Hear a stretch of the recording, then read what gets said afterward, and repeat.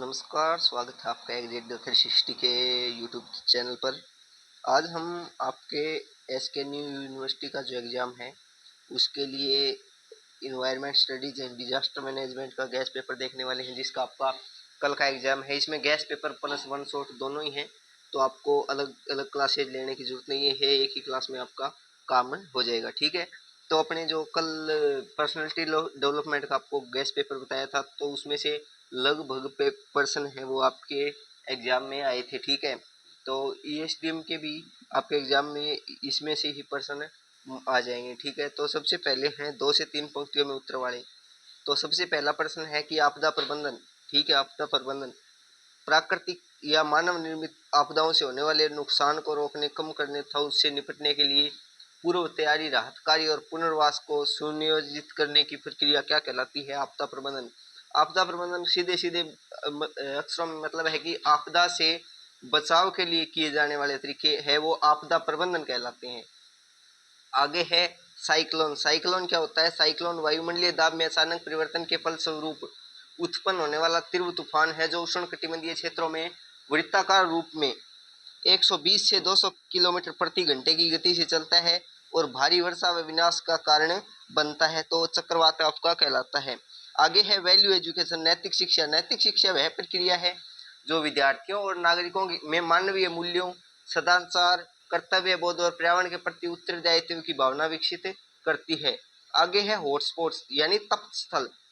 जैव विविधता के वे संवेदनशील क्षेत्र जहां प्रजातियों की अत्यधिक प्रचुरता होती है, स्थानिक प्रजातियां पाई जाती है और जिन पर मानवीय हस्तक्षेप के कारण विलोपन का खतरा, गंभीर खतरा मंडरा रहा हो, वो हॉटस्पॉट कहलाते हैं। ठीक है, आगे है प्राकृतिक संसाधन। प्राकृतिक संसाधन क्या होते हैं? जो प्रकृति में पाए जाने वाले, प्रकृति द्वारा प्रदत्त और प्रकृति में पाए जाने वाले संसाधन ही प्राकृतिक संसाधन कहलाते हैं। ये सीधी सी आपकी परिभाषा हो गई। इसमें पेड़ पौधे, जीव जंतु आदि आ जाएंगे और वो अपने जीवन की अपने जो मानव जीवन की और जंतु जीवन की है वो आवश्यकताओं को पूरा करते हैं, वो प्राकृतिक संसाधन कहलाते हैं। जैव विविधता पृथ्वी पर पाए जाने वाले समस्त जीव जंतुओं, पौधों और सूक्ष्म जीवों की प्रजातियों, उनकी आनुवंशिक विभिन्नताओं तथा उनके पारिस्थितिकी तंत्र की समग्र विविधता को जैव विविधता कहते हैं। आगे है वाटर लॉगिंग, जल भराव। भूमि पर अत्यधिक मात्रा में जल के लंबे समय तक एकत्रित रहने की स्थिति को जल भराव कहते हैं, जिसमें मृदा के छिद्रों से वायु निकल जाती है, लवणता बढ़ती है और पौधों की जड़ें श्वसन के अभाव में नष्ट हो जाती हैं, तो वाटर लॉगिंग कहलाती है। आगे है नॉन रिन्यूएबल रिसोर्सेज, वे प्राकृतिक संसाधन जो जिनका निर्माण लाखों वर्षों में होता है। ठीक है, लाखों वर्षों में होता है और उन्हें पुनः प्राप्त नहीं किया जा सकता, पुनः प्राप्त उनको नहीं किया जा सकता। और नवीकरणीय क्या हो गए? नवीकरणीय वे हो गए जिन्हें पुनः प्राप्त किया जा सकता है। तो ये आपका अनवीकरणीय कौन कौन से हैं? कोयला और पेट्रोलियम। कोयला अगर एक बार जल गया तो वो मतलब जल गया नहीं, कोयला आपका है वो एक लाखों सालों में है वो बनता है और पेट्रोलियम भी आपके धरती में लाखों सालों बाद ही आपके प्राप्त होता है। ठीक है, तो उसे पुनः प्राप्त नहीं किया जा सकता। फूड जाल, पारिस्थितिकी तंत्र में ऊर्जा प्रवाह के अनेक वैकल्पिक परिपथ होते हैं, जिन्हें जिससे विभिन्न खाद्य श्रृंखलाएं आपस में एक जटिल जाल के रूप में जुड़ी रहती है, जिसे खाद्य जाल कहते हैं।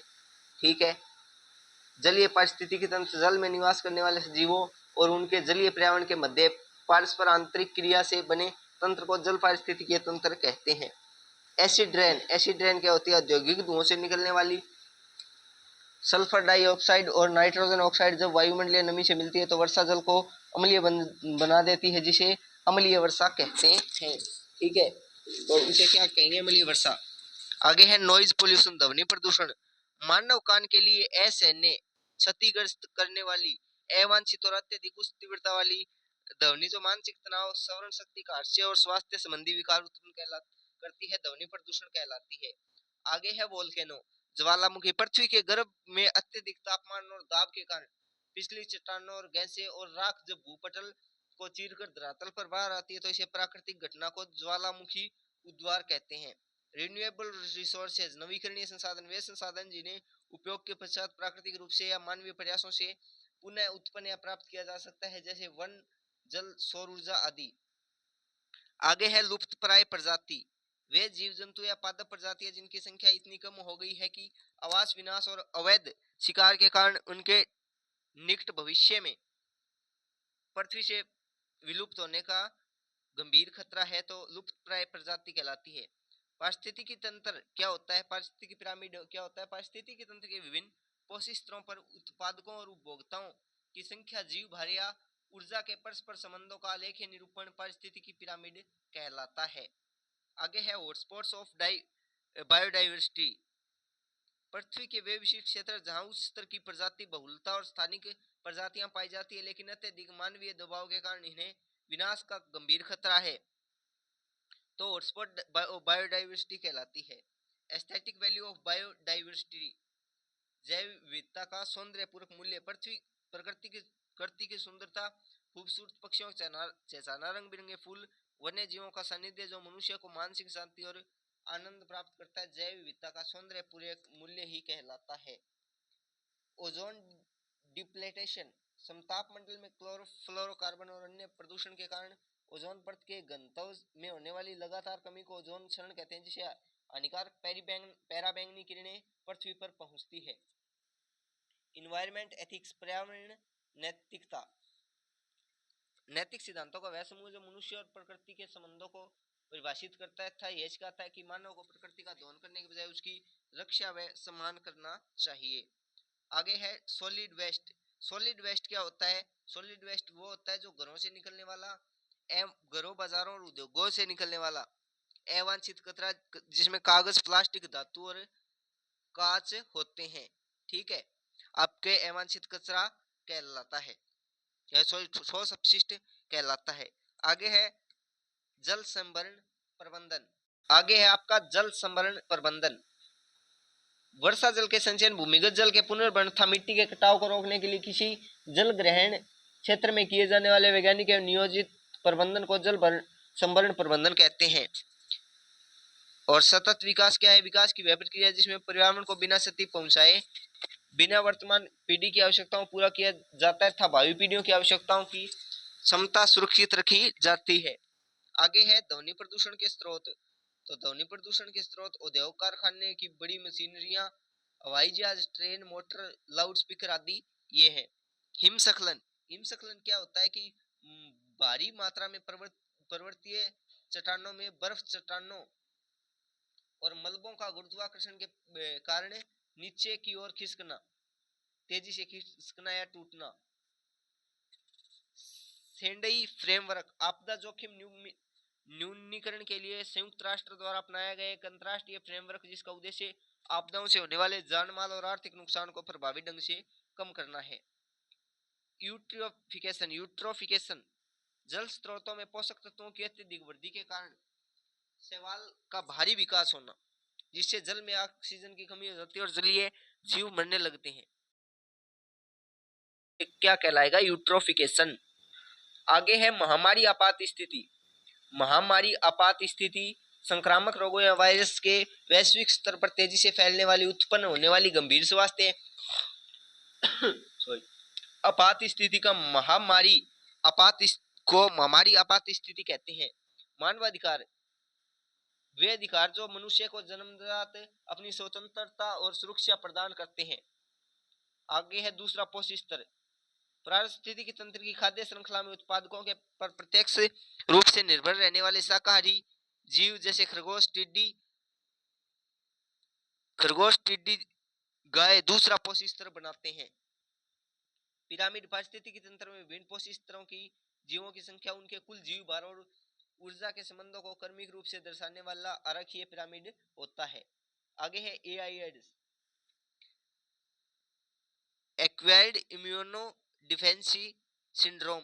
आपकी इसकी फुल फॉर्म भी आ सकती है, जो फिल इन द ब्लैंक आते हैं उसमें। ये एचआईवी वायरस के संक्रमण से होने वाली गंभीर बीमारी जो शरीर की रोग प्रतिरोधक क्षमता को बिल्कुल नष्ट कर देती है। प्रजातीय विविधता, किसी क्षेत्र में पाई जाने वाली विभिन्न प्रकार की पादप, जंतु और सूक्ष्मजीव प्रजातियों की कुल संख्या एवं उनकी प्रचुरता को प्रजातीय विविधता कहते हैं। अजैविक घटक, पारिस्थितिकी तंत्र के वे सभी निर्जीव तत्व जो पर्यावरण का निर्माण करते हैं और जीवों को प्रभावित करते हैं, जैसे तापमान, प्रकाश, जल, वायु, मृदा और अकार्बनिक पोषक तत्व। आगे है बायोम, पृथ्वी पर एक विशिष्ट प्रकार की जलवायु, वनस्पति और जीव जंतुओं से युक्त विशाल पारिस्थितिकी क्षेत्र को बायोम कहते हैं। बायोम मरुस्थलीय बायोम, वन बायोम आदि इसके उदाहरण हैं। भौतिक खतरे वे प्राकृतिक या भौतिक कारक जो पर्यावरण मानव को गंभीर क्षति पहुंचा सकते हैं। अत्यधिक तापमान, बाढ़, भूकंप, चक्रवात और ध्वनि तरंगे इसके उदाहरण हैं। फैमिली वेलफेयर प्रोग्राम देश में बढ़ती जनसंख्या को नियंत्रित करने, मातृ एवं शिशु स्वास्थ्य सुधारने और नागरिकों के जीवन को सुधारने के लिए सरकार द्वारा संचालित कल्याणकारी कार्यक्रम। इन सिटू संरक्षण, लुप्तप्राय प्रजातियों और वन्य जीवों का उनके प्राकृतिक आवास, राष्ट्रीय उद्यान और वन्य जीव अभ्यारण्यों में संरक्षण करना इन सिटू संरक्षण कहलाता है। स्थानिक प्रजातियां वे जंतु प्रजातियां जो दुनिया के अन्य स्थानों पर नहीं पाई जाती बल्कि किसी विशिष्ट भौगोलिक क्षेत्र या विशेष आवास तक ही सीमित रहती है। ग्लोबल वार्मिंग क्या है? ग्रीन हाउस गैसों का है वो यानी वायुमंडल में ग्रीन हाउस गैसों का बढ़ना ही ग्लोबल वार्मिंग है। पारिस्थितिकी तंत्र, पारिस्थितिकी तंत्र जीवधारियों यानी जीव जंतुओं और पर्यावरण के बीच जो परस्पर संबंध है वो पारिस्थितिकी तंत्र कहलाता है। मृदा अपर्दन, मृदा का प्राकृतिक और भौतिक कारकों द्वारा एक जगह से दूसरी जगह पर विस्थापित हो जाना या कट जाना मृदा अपर्दन कहलाता है। ठोस अपशिष्ट प्रबंधन, घरेलू, नगरीय और औद्योगिक ठोस कचरे को वैज्ञानिक विधियों से एकत्रित करने, उसका पुनर्चक्रण करने और सुरक्षित ढंग से निस्तारण करने की प्रक्रिया ठोस अपशिष्ट प्रबंधन कहलाती है। बंजर भूमि सुधार, अनुपजाऊ क्षरित और बंजर भूमि को विभिन्न वैज्ञानिक तकनीकों, वृक्षारोपण और मृदा सुधारों उपायों द्वारा कृषि या उपयोग योग्य बनाने की प्रक्रिया बंजर भूमि सुधार है। आगे है हिमस्खलन। हिमस्खलन तो आपको बता ही दिया ऊपर। डिजास्टर, अचानक घटित होने वाली प्राकृतिक या मानव निर्मित दुर्घटना जिससे समाज को भारी जानमाल की क्षति, विस्थापन और परिस्थितिकी असंतुलन का सामना करना पड़ता है। आगे है पॉपुलेशन एक्सप्लोजन, अल्प समय में जन्म दर में अत्यधिक वृद्धि और मृत्यु दर में कमी के कारण मानव जनसंख्या का तीव्र गति से बढ़ना ही जनसंख्या विस्फोट है। परमाणु प्रलय, परमाणु हथियारों के बड़े पैमाने पर उपयोग से उत्पन्न होने वाली हानिकारक स्थिति जिससे संपूर्ण मानवता, जीव जगत और पर्यावरण का भारी मात्रा में सर्वनाश संभावित है तो न्यूक्लियर होलोकॉस्ट कहलाती है। सस्टेनेबल लाइफस्टाइल, पर्यावरण अनुकूल जीवन जीने का वह तरीका जिसमें प्राकृतिक संसाधनों का विवेकपूर्ण और न्यूनतम उपयोग किया जाता है, पुनर्चक्रण को अपनाया जाता है और भावी पीढ़ी का ध्यान रखा जाता है। लौटिक पारिस्थितिकी तंत्र, बहते हुए जल का पारिस्थितिकी तंत्र जिसमें जल लगातार एक ही दिशा में प्रवाहित होता है लौटिक पारिस्थितिकी तंत्र कहलाता है। व्हाट इज सावना? सावना क्या है? सवाना उष्ण कटिबंधीय घास का मैदान है जहाँ बिखरे हुए पेड़ और लंबी घासें पाई जाती है। यह मुख्य रूप से अफ्रीका और दक्षिण अफ्रीका, ऑस्ट्रेलिया के उष्ण कटिबंधीय क्षेत्रों में अवस्थित है। आगे है हैजार्ड। हैजार्ड क्या है? हैजार्ड कोई ऐसी घटना, स्थिति या पदार्थ जो मानव जीवन, संपत्ति या पर्यावरण को नुकसान पहुंचाने की क्षमता रखता है। ठीक है, हैजार्ड कहलाता है। आगे है पारिस्थितिकी तंत्र का महत्व। पारिस्थितिकी तंत्र का क्या महत्व है? ऊर्जा प्रवाह, पोषक तत्वों के चक्रण, जलवायु विनियमन, जैव विविधता संरक्षण और सभी जीवों को शुद्ध हवा, जल, भोजन उपलब्ध करवाने में महत्वपूर्ण भूमिका निभाता है। बायोमास पिरामिड, पारिस्थितिकी तंत्र के विभिन्न पोषक स्तरों पर उपस्थित जीवों के कुल शुष्क भार के आपसी संबंधों को दर्शाने वाले आलेखीय पिरामिड बायोमास पिरामिड कहलाता है। डिफाइन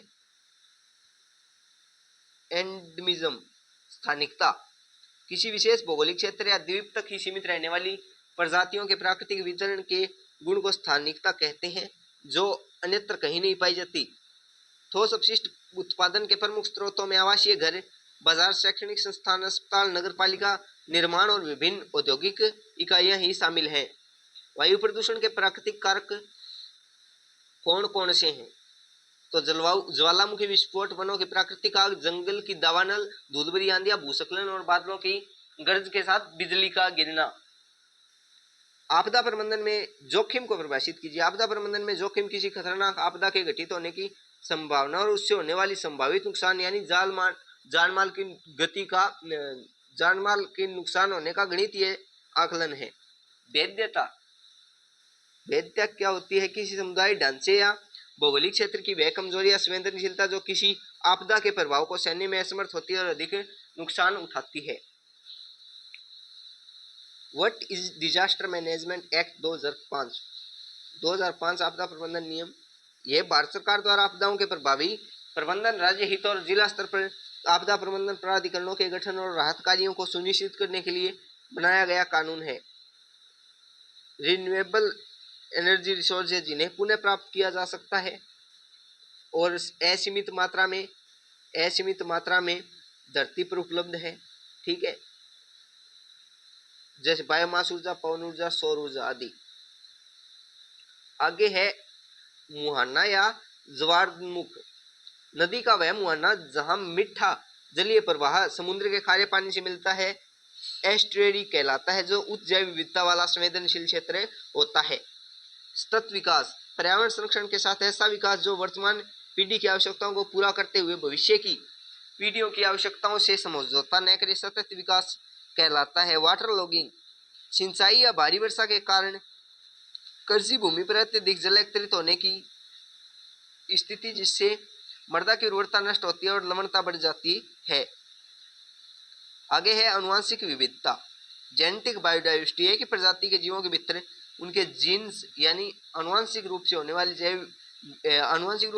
विविधता, अनुवांशिक विविधता कहते हैं, जो जीवों को पर्यावरण में अनुकूल रहने की क्षमता देती है।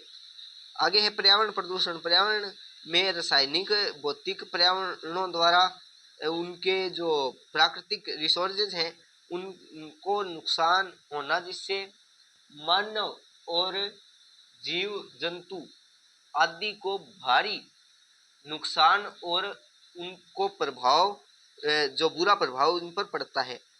पर्यावरणीय नैतिकता, नैतिक मूल्यों का वह ढांचा जो मनुष्यों को सिखाता है पर्यावरण प्रकृति के प्रति उसका क्या कर्तव्य है तथा प्राकृतिक संसाधनों का दोहन करने के बजाय संरक्षण करना चाहिए। ग्लोबल वार्मिंग, विभिन्न ग्रीन हाउस गैसों की क्षमता जो यह दर्शाती है कि कार्बन डाइऑक्साइड की तुलना में कोई विशेष गैस वायुमंडल में कितनी अधिक ऊष्मा रोक, ठीक है। आगे है जल संभरण प्रबंधन, वर्षा जल के एकत्रीकरण, भूमिगत जल स्तर को बढ़ाने, मृदा अपरदन को रोकने और जल संसाधनों के विवेकपूर्ण उपयोग की वैज्ञानिक योजना जल संभरण प्रबंधन कहलाती है। आगे है ड्राउट, नेचुरल डिजास्टर, लंबे समय तक वर्षा न होने या अल्प वर्षा के कारण जल स्रोतों के सूखने और कृषि के नष्ट होने की स्थिति को सूखा कहते हैं, जो एक भयंकर प्राकृतिक आपदा है। आगे आपके बड़े प्रश्न आ गए, तो बड़े प्रश्नों का क्या करते हैं, आपको जो कल की तरह है पीडीएफ है वो इन नंबरों पर मैसेज कर देना, ठीक है, और या कमेंट पिन में दिए गए लिंक द्वारा ग्रुप में ज्वाइन हो जाना, जिसके माध्यम से आपको पीडीएफ मिल जाएगी। क्योंकि अपने ये करने बैठेंगे तो अपने को टाइम लग जाएगा और आपका जो पेपर है वो कल है, तो इसलिए अपने इसकी पीडीएफ आपको दे देते हैं ताकि आप पीडीएफ के माध्यम से आराम से पढ़ सको, ठीक है।